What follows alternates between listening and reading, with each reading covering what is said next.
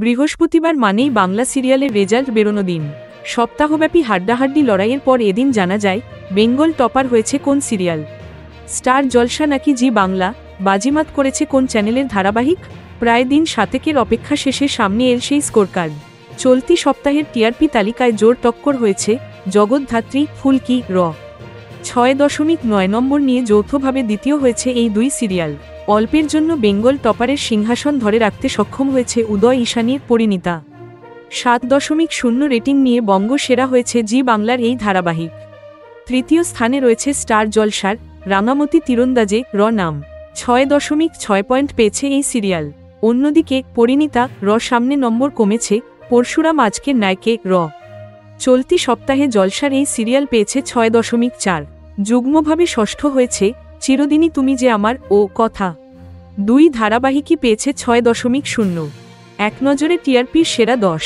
প্রথম পরিণীতা ৭.০, দ্বিতীয় জগদ্ধাত্রী, ফুলকি ৬.৯, তৃতীয় রাঙামতি তীরন্দাজ ৬.৬, চতুর্থ পরশুরাম আজকের নায়ক ৬.৪, পঞ্চম চিরদিনই তুমি যে আমার কথা ৬.০, ষষ্ঠ গৃহপ্রবেশ ৫.৭, সপ্তম গীতা এলএলবি চিরস্খা কোন গোপনে মন ভেসেছে ৫.৪, অষ্টম অনুরাগের ছোঁয়া রোশনাই ১৫ মিনিট ৫.০, নবম মিত্তির বাড়ি ৪.৭, দশম দুর্গামণি ও বাঘমামা ৩.৭।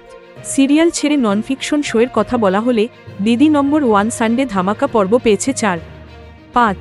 সপ্তাহের বাকি দিনগুলিতে এই শোয়ের রেটিং ১.৩ ও ১.৯। অন্যদিকে ডান্স বাংলা ডান্স এই সপ্তাহে পেয়েছে ৩.৮। উল্লেখ্য, ফিকশন হোক বা নন ফিকশন, যে কোনো শোয়ের ভাগ্য নির্ধারণ করে টিআরপির ওপর। রেটিং ভালো থাকলে বছরের পর বছর ধরে চলতে থাকে সিরিয়াল, রিয়ালিটি শো। সেই কারণে টিআরপি তালিকায় ভালো ফলাফল করাই লক্ষ্য থাকে প্রত্যেকের। Thank you so much for watching our videos. Please do like, share, and subscribe our channel.